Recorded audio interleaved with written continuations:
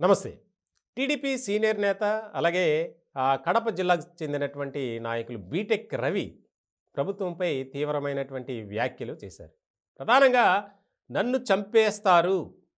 ఎందుకనంటే దానికి సంబంధించి వెనకాల గ్రౌండ్ వర్క్ జరుగుతుంది అని ప్రెస్ మీట్ పెట్టి మరీ ఆయన మాట్లాడినటువంటి మాటలు ఇప్పుడు రాజకీయంగా తీవ్ర సంచలనమయ్యాయి, చర్చకి దారితీశాయి. ఎందుకనంటే బీటెక్ రవిని గతంలో అరెస్ట్ చేయటం, అనేక కేసుల్లో ఆయన నిందితుడిగా ఉన్నాడు. ఇలాంటి నేపథ్యంలో ఉన్నటువంటి సెక్యూరిటీని కూడా తొలగించింది ప్రభుత్వం. నాకేదైనా జరిగితే ఈ రాష్ట్ర ముఖ్యమంత్రి జగన్మోహన్ రెడ్డి గారు, ఆయన భార్య భారతి గారు, అలాగే అవినాష్ రెడ్డి ఎంపీ, ఈ ముగ్గురిదే బాధ్యత. ఎందుకనంటే పరిస్థితులు అలాగే ఉన్నాయి. నా మీద ఉన్నటువంటి కేసుల నేపథ్యంలో నేను కోర్టులకు వెళ్ళాలి, పోలీస్ స్టేషన్కి వెళ్ళి సంతకాలు పెట్టాలి.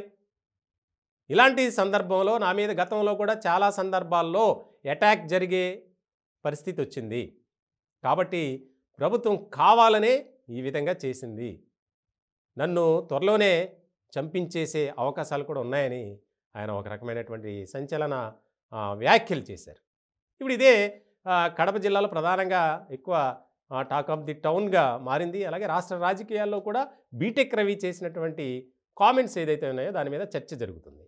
ప్రధానంగా కడప జిల్లాలో ఒక రకంగా బీటెక్ రవి అంటే ఆయనకి ఒక మంచి పేరుంది. అలాగే పులివెందులకు సంబంధించినటువంటి నాయకులు కాబట్టి ఇటీవలే పులివెందుల నారా చంద్రబాబు నాయుడు వెళ్ళినప్పుడు వైఎస్ఆర్సీపీ నుంచి ఇతర పార్టీల నుంచి వందలాది మంది తెలుగుదేశం పార్టీలో చేరారు. దాని తర్వాతే ఆయన మీద ఒక కేసు పెట్టడం, బీటెక్ రవిని అరెస్ట్ చేయడం, జైలుకి పంపడం అంతా జరిగింది. ఇలాంటి క్రమంలో ఆయన మీడియాతో మాట్లాడుతూ ఈ ముగ్గురు పేర్లు ప్రస్తావిస్తూ నన్ను చంపడానికి కుట్ర జరుగుతుంది, అందుకే ఈ గన్మెన్లను తొలగించారు.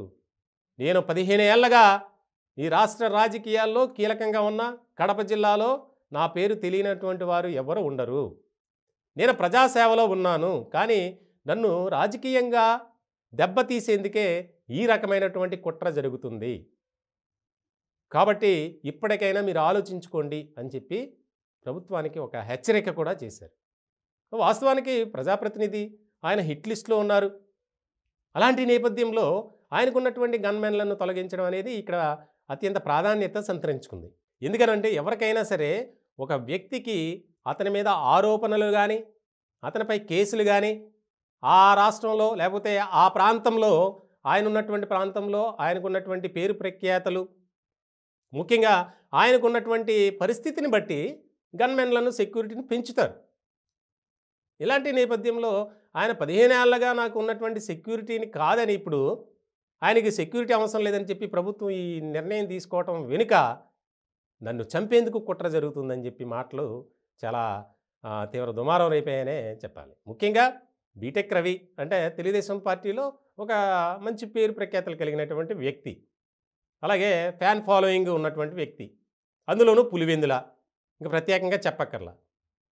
సో ఇలాంటి సందర్భంలో ఆయన రాజకీయంగా నన్ను అనగదొక్కేందుకు, ఎందుకంటే నెక్స్ట్ పులివెందుల్లో ఖచ్చితంగా తెలుగుదేశం పార్టీయే గెలవబోతుంది, వైఎస్ఆర్సీపీకి చెక్కి పెడతాం అని చెప్పి ఆయన చాలా సందర్భాల్లో బహిరంగంగానే వ్యాఖ్యలు చేశారు. ఇలాంటి నేపథ్యంలో గన్మెన్లను తొలగించడం వెనుక పెద్ద చర్చ జరుగుతుంది.